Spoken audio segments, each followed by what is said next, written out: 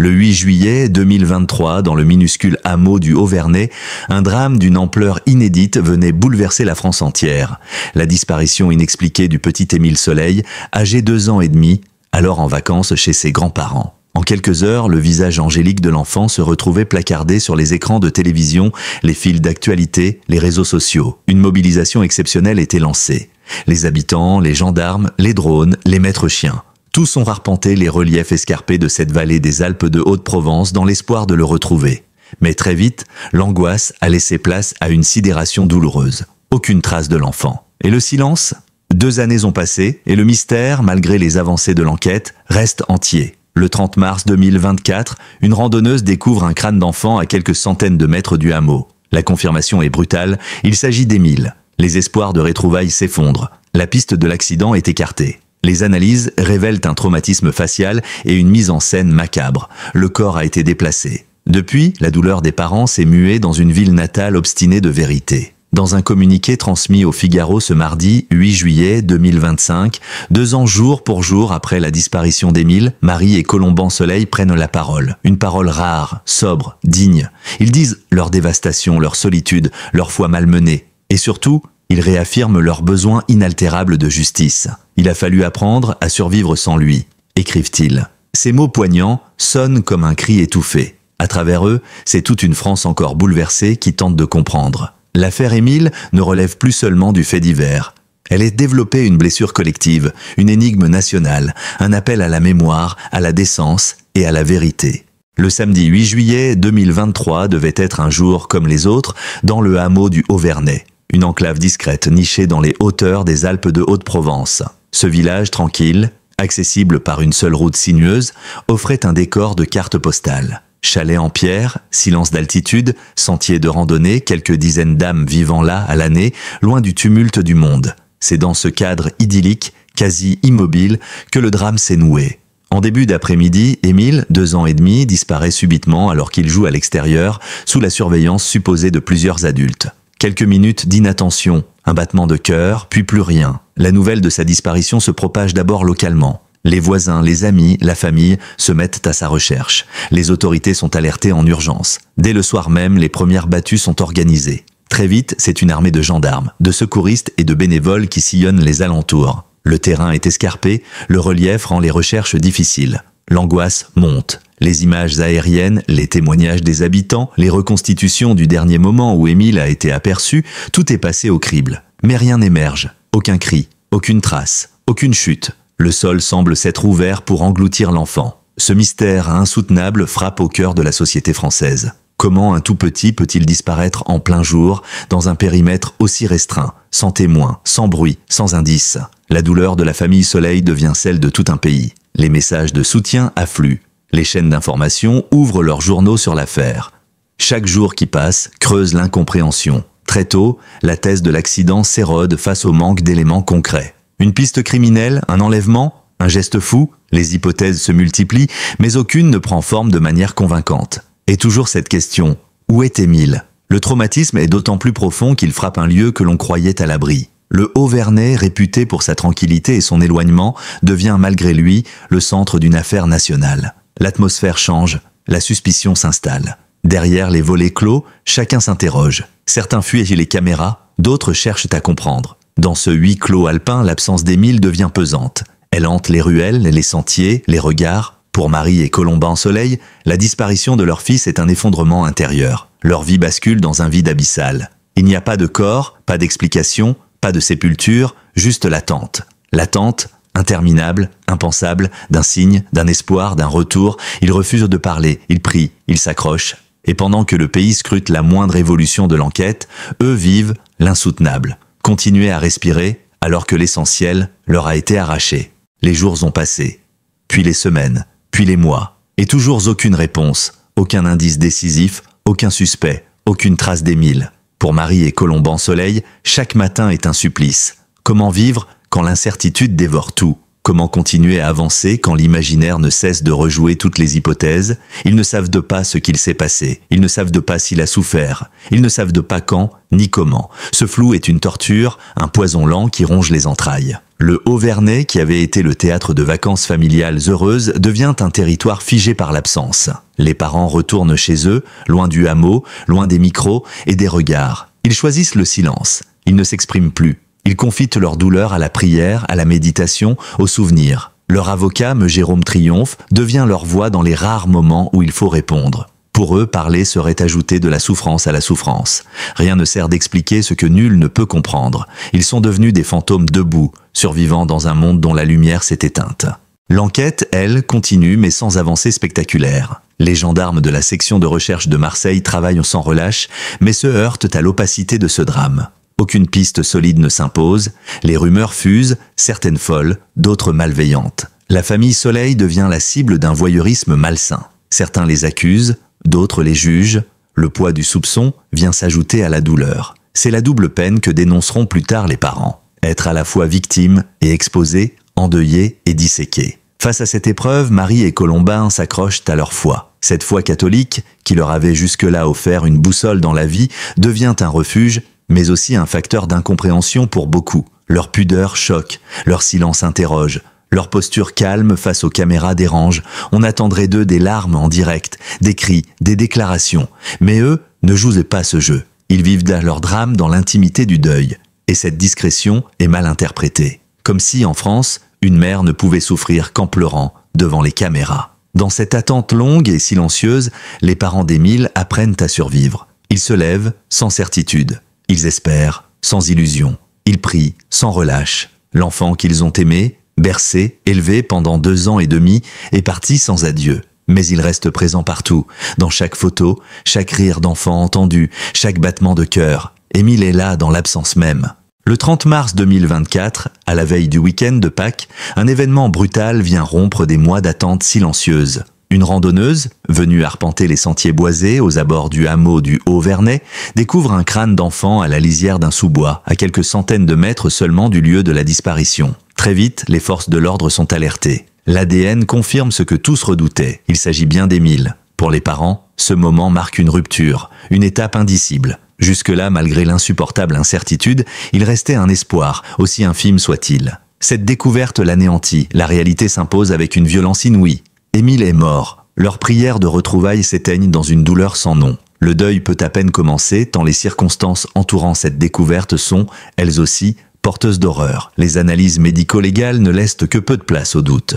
Les fractures du crâne indiquent un traumatisme facial important. Il ne s'agit pas d'un accident. La mort d'Émile est due à l'intervention d'un tiers. Plus encore, les vêtements retrouvés sur le site ne montrent aucune trace de décomposition biologique.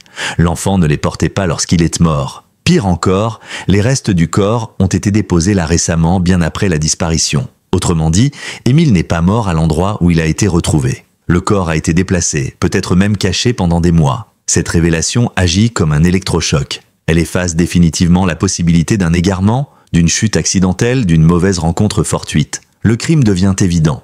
Et avec lui une nouvelle angoisse. Qui a pu faire cela à un petit garçon de 2 ans et demi? Qui a pu non seulement le tuer, mais ensuite déplacer son corps, le déposer à proximité du hameau comme un sinistre rappel? S'agirait-il d'un avertissement, d'une provocation, ou simplement d'un acte de panique d'un auteur encore dans la région? La France est sidérée. Les médias relaient l'information avec fracas. La justice relance ses investigations, réinterroge les protagonistes, creuse à nouveau les pistes familiales et locales. Le parquet d'Aix-en-Provence prend la parole, appelle à la prudence, mais reconnaît que l'affaire entre désormais dans une phase critique. Une chose est sûre, l'hypothèse de l'accident n'est plus crédible. Pour les parents d'Émile, ce moment de bascule est aussi celui du recueillement. Ils organisent des obsèques dans l'intimité. Quelques images volées circulent, analysées avec une froideur cruelle. Leur visage, leur attitude, même leur manière de tenir la main de leurs proches sont commentés sur les plateaux. Pourtant, ils continuent de se taire. Ils enterrent leur enfant dans une dignité silencieuse, loin du vacarme des soupçons. Dans leur communiqué, transmis 1 an plus tard, ils évoqueront ce moment avec des mots déchirants. Il a fallu apprendre à survivre sans lui. Une phrase simple, presque nue, mais qui contient toute la profondeur du chagrin parental. La découverte des ossements n'a pas permis de tourner la page. Elle a simplement refermé brutalement une porte. Derrière elle se cache désormais un vide que seule la vérité pourrait, peut-être, un jour apaiser. La disparition d'Émile aurait pu rester un drame intime. Mais très vite, l'affaire dépasse la simple chronique locale. Elle devient nationale, puis symbolique. Les caméras s'installent au Auvernais, les journalistes montent la garde, les plateaux d'information continus font défiler des experts du crime et du silence. Et avec cette surmédiatisation, une mécanique brutale s'enclenche, celle du soupçon, de l'exposition et de la mise en accusation par insinuation. Les parents d'Émile, Marie et Colomban Soleil deviennent des figures publiques malgré eux. Chaque apparition, chaque absence, chaque mot ou silence est scruté, commenté, déformé. Pourquoi ne s'expriment-ils pas? Pourquoi n'organisent-ils pas de conférences de presse? Pourquoi prient-ils au lieu de parler? Pourquoi leur foi catholique semble-t-elle occuper une place aussi centrale dans leurs réactions? Autant de questions posées non pour comprendre, mais pour nourrir le doute. Sur les réseaux sociaux, les commentaires se déchaînent. Des montages de photos, des rumeurs, des interprétations hasardeuses de prolifèrent. Leur entourage est analysé, leur passé fouillé, leurs valeurs moquées. Même le visage de Marie, fermé lors des obsèques de son fils, est utilisé contre elle. On attend d'eux une douleur démonstrative, un effondrement public. Or ils offrent la pudeur, le repli, la foi silencieuse. Et cela, pour certains, ne passe pas. Dans leur communiqué transmis 2 ans après les faits, les parents dénoncent clairement cette double peine. Notre position de victime et notre grande fragilité, au lieu de susciter respect et protection, semblent avoir donné tous les droits sur nous.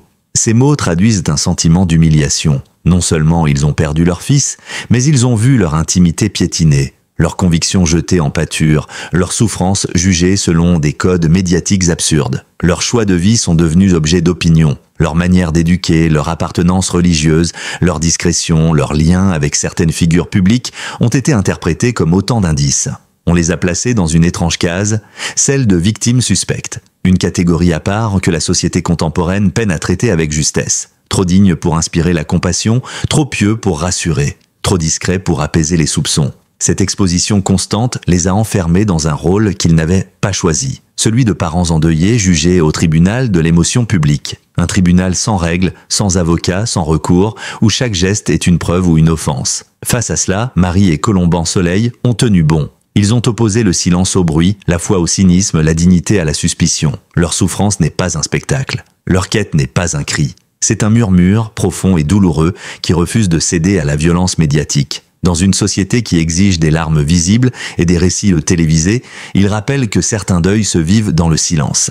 Et que ce silence peut être plus éloquent que tous les discours. Dès le début, les enquêteurs ont été confrontés à une situation inhabituelle.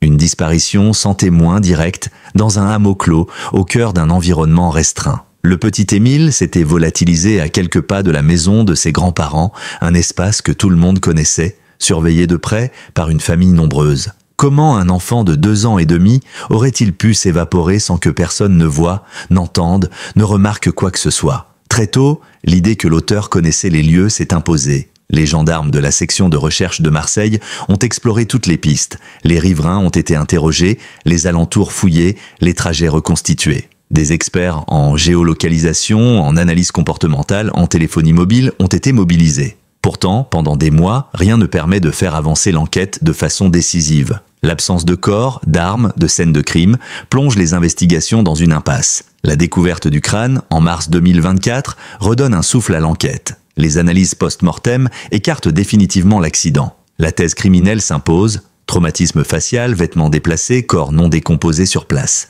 L'enfant a été tué, puis déplacé bien plus tard, possiblement par l'auteur lui-même. Cela relance la piste d'un proche et d'un individu familier du hameau, capable de circuler sans éveiller de soupçons. C'est dans ce contexte que le 25 mars 2025, à quelques jours du premier anniversaire de la macabre découverte, plusieurs membres de la famille d'Émile sont placés en garde à vue. Parmi eux, les grands-parents maternels, Philippe Vedovini et son épouse. L'information provoque une onde de choc. Dans l'opinion publique, cette piste familiale ressurgit avec une violence spectaculaire. Les soupçons se cristallisent. Le grand-père, décrit comme charismatique mais autoritaire, devient malgré lui une figure centrale de l'ombre. Pendant 48 heures, les enquêteurs mettent tout en œuvre pour faire craquer les suspects. Mais aucune charge ne sera retenue. Tous seront relâchés. Le parquet d'Aix-en-Provence s'exprimera quelques jours plus tard, affirmant que si l'hypothèse familiale ne peut être totalement exclue, aucun élément ne permet de la retenir à ce stade. Selon les mots du procureur Jean-Luc Blachon, il fallait purger cette piste. Cette phrase soulève autant d'espoir que de frustration. Pour certains, elle marque une volonté de clarté. Pour d'autres, elle trahit une impasse douloureuse. Même les suspects les plus proches ne sont pas coupables. L'enquête retombe dans une zone floue entre intuition judiciaire et et manque de preuves. Les enquêteurs continuent à travailler, mais l'étau ne semble plus se resserrer. Pire, certains craignent que l'affaire ne finisse par basculer dans la catégorie des cold cases, ces drames non résolus qui s'éteignent doucement dans les tiroirs de la justice. Pendant ce temps, les parents d'Émile, eux, réaffirment leur confiance dans les magistrats et les forces de l'ordre. Ils ne demandent pas vengeance, mais vérité. Ils savent que cette vérité, aussi dure soit-elle, est le seul rempart contre l'oubli. Connaître ce qui s'est passé, qui a fait cela à leur fils, pourquoi, comment, autant de réponses encore absentes, mais sans lesquelles le deuil demeure suspendu. Car tant que le mystère n'est pas levé, la douleur reste ouverte, brûlante, vive. Et la justice, elle aussi, continue de chercher dans le noir. 2 années de silence, de pudeur et de retrait. 2 années pendant lesquelles Marie et Colomban-Soleil se sont volontairement tenus à l'écart du tumulte médiatique. Aucun plateau télé, aucune interview, aucune réaction à chaud. Pour eux, il ne s'agissait pas de fuir, mais de préserver. Préserver ce qu'il reste d'intimité, de vérité intérieure, de douleur sincère. Mais ce 8 juillet 2025, 2 ans jour pour jour après la disparition d'Émile, ils choisissent de rompre partiellement ce silence. Dans un communiqué transmis au Figaro par leur avocat Jérôme Triomphe, ils livrent une parole rare, intense, déchirante. Aujourd'hui, cela fait 2 ans. Cela fait 2 ans que la disparition d'Émile a déchiré nos vies, que le sol s'est dérobé sous nos pieds et que nous avons été noyés dans l'angoisse. Ces premières lignes donnent le ton. Il ne s'agit pas d'un plaidoyer ni d'un règlement de compte, mais d'un cri contenu. Un appel à la reconnaissance d'une douleur qui n'a jamais été comprise, ni respectée à sa juste mesure. Il a fallu apprendre à survivre sans lui. En une phrase, les parents disent l'indicible. L'après, le quotidien sans lui, le vide, mais le message va plus loin. Il dénonce ce que la famille a vécu en parallèle du drame, une forme de désacralisation de leur chagrin. Rien ne nous aura été épargné, écrivent-ils. L'exposition médiatique, le jugement des réseaux sociaux, les attaques personnelles, les soupçons voilés ou explicites, tout ce qui aurait dû être retenu par pudeur a été offert en pâture. Leur foi chrétienne, leur attachement à des valeurs traditionnelles, leur choix de discrétion, autant de traits scrutés, analysés, moqués, comme si, dans cette France moderne et ultra connectée, la pudeur était une anomalie. Ils rappellent qu'ils n'ont rien à dire, sinon la souffrance et l'attente de justice. Pas de version, pas d'alibi, pas de mise en cause, juste la conviction que le mal a existé, qu'il s'est abattu sur leur enfant innocent et qu'il faut maintenant lui opposer une lumière, celle de la vérité. Le mal existe et il peut s'abattre sur n'importe lequel d'entre nous. Cette phrase, qui peut sembler banale, est en réalité d'une puissance tragique. Elle dit la perte de l'illusion de sécurité. Elle dit que personne n'est à l'abri. Pas même dans un petit hameau, pas même dans une famille aimante. Le communiqué n'est ni une réponse, ni une justification. Il est un acte de foi, dans la justice, dans la mémoire, dans la possibilité d'un avenir où le nom d'Émile ne sera pas seulement associé à un mystère, mais à une vérité enfin dévoilée. En filigrane, on y lit aussi une volonté de ne pas laisser le silence se refermer complètement sur cette affaire, de faire comprendre, à travers une parole sobre et grave, que les parents sont encore debout, non pas pour se défendre, mais pour défendre la mémoire de leur fils. Et cette mémoire passe par la continuité d'un lien. Ils continuent à lui parler, à se recueillir, à l'aimer. Le deuil n'est pas un renoncement, c'est une fidélité. Une fidélité à un enfant que la vie a arraché, mais que l'amour, lui, n'abandonnera jamais. Comment fait-on le deuil d'un enfant assassiné, sans savoir ni pourquoi, ni comment, ni par qui? Comment se relève-t-on lorsque la seule certitude qu'on vous accorde, c'est celle de la mort violente? Pour Marie et Colomban-Soleil, la réponse n'est pas dans l'oubli ni dans la colère. Elle est dans l'amour inaltérable qu'il continue de porter à Émile. Nous continuerons à lui parler, à aller nous recueillir sur sa tombe et à l'aimer, jusqu'à le retrouver. Ce dernier mot, retrouver, ne signifie pas nier l'évidence, mais maintenir un lien, un fil invisible entre ici-bas et l'au-delà. Les obsèques d'Émile ont eu lieu discrètement, à l'abri des regards. Ce fut, selon ceux qui y ont assisté, une cérémonie d'une grande sobriété, marquée par la foi, la pudeur et la dignité. Pas de longs discours, pas de démonstration publique, juste l'essentiel. La reconnaissance de la vie d'un enfant fauché trop tôt, l'offrande de prières et de larmes retenues. Depuis, la tombe d'Émile est devenue un lieu de recueillement pour ses parents, mais aussi pour ceux qui refusent d'oublier. Le mot « cold case » plane aujourd'hui comme une menace silencieuse. Les enquêteurs poursuivent leurs efforts, mais les pistes s'amenuisent, les mois s'accumulent. Chaque jour qui passe éloigne un peu plus la possibilité d'une résolution rapide. Pourtant, l'espérance demeure. Les parents ont réaffirmé leur confiance dans les magistrats. Non par naïveté, mais parce qu'ils savent que la justice est leur seul rempart contre l'effacement. Connaître la vérité, C'est aussi sauver la mémoire d'Émile de la désinformation, des rumeurs, des reconstructions fantasmées. L'affaire d'Émile n'est pas seulement une tragédie familiale, elle est aussi un miroir de notre époque, celui d'une société avide d'émotions immédiates, mais parfois incapable de respecter le rythme du chagrin. Elle interroge notre capacité collective à accompagner, à protéger, à écouter. Elle oblige à repenser notre manière de regarder la douleur des autres, de commenter ce que nous ne vivons pas. Et elle rappelle, dans son horreur même, que la barbarie peut surgir là où l'on s'y attend, le moins. Dans cette épreuve, la famille Soleil a choisi de ne pas répondre à la violence par la violence, ni au doute par l'agitation. Leur force, paradoxalement, tient à leur fragilité assumée. Ils ne sont ni des justiciers, ni des stratèges. Ils sont deux parents qui pleurent un enfant merveilleux et innocent. Deux êtres qui refusent de laisser cette affaire se refermer sans justice. Deux cœurs qui battent encore, malgré tout. Leur dernier mot est une promesse, celle de ne pas abandonner, de continuer à espérer, de ne jamais cesser d'aimer. Car dans le silence des nuits, dans les pas discrets jusqu'au cimetière, dans les prières murmurées, une certitude demeure, Émile est toujours là, invisible mais présent. Et tant que l'amour parlera plus fort que la peur, il ne sera jamais oublié. 2 ans après la disparition d'Émile, le mystère reste entier. Mais la douleur, elle, ne fait plus de doute. Ce drame, qui aurait pu sombrer dans l'oubli ou la rumeur, continue d'exister grâce à la force silencieuse de ses parents. Marie et Colomban Soleil, à travers une dignité rare et une foi inébranlable, nous rappellent que la quête de vérité ne s'éteint jamais tant que l'amour demeure. Leur combat n'est pas celui du scandale ou de la vengeance, mais celui de la mémoire, du respect et de la justice. Face au mal, ils ont choisi de tenir bon. Et par leur exemple, ils nous obligent à regarder en face ce que nous préférons parfois fuir. L'indicible douleur de perdre un enfant et la nécessité, coûte que coûte, de lui rendre justice. Émile n'est plus là, mais son nom, lui, continue de vivre. Et tant que cette lumière brillera, l'oubli n'aura pas le dernier mot. Merci d'avoir regardé cette vidéo jusqu'au bout. Votre attention et votre fidélité comptent énormément pour nous. Si ce contenu vous a touché ou interpellé, n'hésitez pas à vous abonner à la chaîne, à liker la vidéo et à laisser un commentaire pour partager votre avis ou votre émotion. Votre soutien est essentiel pour nous permettre de continuer à vous proposer des sujets profonds, humains et engagés. Activez la cloche pour ne rien manquer de nos prochaines publications, car d'autres vidéos importantes arrivent très bientôt. À très vite sur notre chaîne.